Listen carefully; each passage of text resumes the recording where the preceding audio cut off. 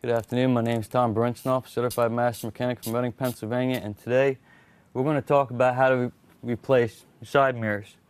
Now I've already taken the liberty to take the door panel off because I can't explain on every vehicle how to take them off. They're all different.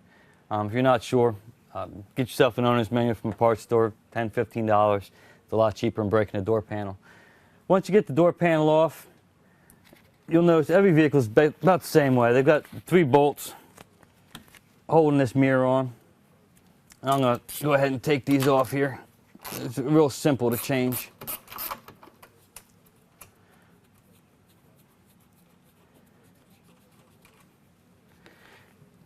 You just take these, unfortunately this one's got 2 different size bolts on it, but you take these off. Try not to lose your nuts because it's a little hard to find on the ground.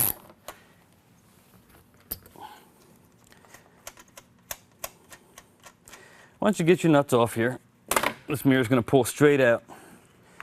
You watch your little wiring harness here, you don't want to rip it in half.